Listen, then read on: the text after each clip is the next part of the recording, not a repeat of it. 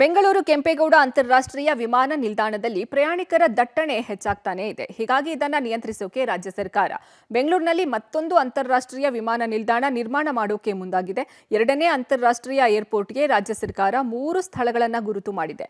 ಕೇಂದ್ರಕ್ಕೆ 3 ಸ್ಥಳಗಳ ಪ್ರಸ್ತಾವನೆ ಸಲ್ಲಿಸಿದೆ. ಕನಕಪುರ ರಸ್ತೆಯಲ್ಲಿಯೇ 2 ಸ್ಥಳ ಗುರುತು ಮಾಡಿದೆ. ಇನ್ನು ನೆಲಮಂಗಲ ಕುಣಿಗಲ್ ರಸ್ತೆಯಲ್ಲಿ 1 ಜಾಗ ಗುರುತು ಮಾಡಲಾಗಿದ್ದು ಕೇಂದ್ರಕ್ಕೆ ಈ ಬಗ್ಗೆ ಪ್ರಸ್ತಾವನೆ ಕಳಿಸಿದೆ. ಈ ಮಧ್ಯೆ ತಮಿಳುನಾಡು ಸರ್ಕಾರ ಹೊಸೂರಿನಲ್ಲಿ ಅಂತಾರಾಷ್ಟ್ರೀಯ ಏರ್ಪೋರ್ಟ್ ನಿರ್ಮಾಣಕ್ಕೆ ಮುಂದಾಗಿದ್ದು ಒಂದು ವೇಳೆ ಏರ್ಪೋರ್ಟ್ ನಿರ್ಮಾಣ ಆದರೆ ಬೆಂಗಳೂರು ದಕ್ಷಿಣ ಭಾಗದ ಜನ, ಎಲೆಕ್ಟ್ರಾನಿಕ್ ಸಿಟಿಯ ಸುತ್ತಮುತ್ತಲಿನ ಜನ ಹೊಸೂರಿಗೆ ಹೋಗುವ ಸಾಧ್ಯತೆ ಹೆಚ್ಚಾಗಿದೆ. ಅಲ್ಲದೆ ಈ ಭಾಗದಿಂದ ಕೆಂಪೇಗೌಡ ಏರ್ಪೋರ್ಟ್ಗೆ ಬರುವವರೇ ಹೆಚ್ಚು. ಈ ನಿಟ್ಟಿನಲ್ಲಿ ಕೆಂಪೇಗೌಡ ಏರ್ಪೋರ್ಟ್ಗೆ ತೊಂದರೆಯಾಗದಂತೆ ಪ್ರಯಾಣಿಕರ ಅನುಕೂಲಕ್ಕೆ ಕನಕಪುರ ರಸ್ತೆಯಲ್ಲಿಯೇ 2 ಸ್ಥಳ ನಿಗದಿಪಡಿಸಿ ಪ್ರಸ್ತಾವನೆ ಸಲ್ಲಿಸಲಾಗಿದೆ. ಇನ್ನು ಎರಡನೇ ಏರ್ಪೋರ್ಟ್ಗೆ 3 ಸ್ಥಳ ಫೈನಲ್. ಬೆಂಗಳೂರಿಗೆ ಎರಡನೇ ಅಂತಾರಾಷ್ಟ್ರೀಯ ಏರ್ಪೋರ್ಟ್ಗೆ ಸಂಬಂಧಪಟ್ಟಂತೆ ಕೇಂದ್ರ ಸರ್ಕಾರಕ್ಕೆ 3 ಸ್ಥಳಗಳ ಪ್ರಸ್ತಾವನೆಯನ್ನ ಸಲ್ಲಿಕೆ ಮಾಡಲಾಗಿದೆ. ಕನಕಪುರ ರಸ್ತೆಯಲ್ಲಿಯೇ 2 ಸ್ಥಳಗಳನ್ನು ಗುರುತು ಮಾಡಲಾಗಿದೆ.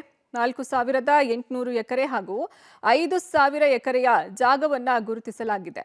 ನೆಲಮಂಗಲ ಹಾಗೂ ಕುಣಿಗಲ್ ರಸ್ತೆಯಲ್ಲಿ ಜಾಗವನ್ನು ಗುರುತು ಮಾಡಿರೋದು. ಇನ್ನು ಕುಣಿಗಲ್ ರಸ್ತೆಯಲ್ಲಿ 5,200 ಎಕರೆ ಜಾಗ ಫೈನಲ್ ಅಂತ ಹೇಳಲಾಗ್ತಾ ಇದೆ. ಈ 3 ಜಾಗವನ್ನು ಕೇಂದ್ರಕ್ಕೆ ಪ್ರಸ್ತಾವನೆ ಸಲ್ಲಿಕೆ ಮಾಡಲಾಗಿದೆ.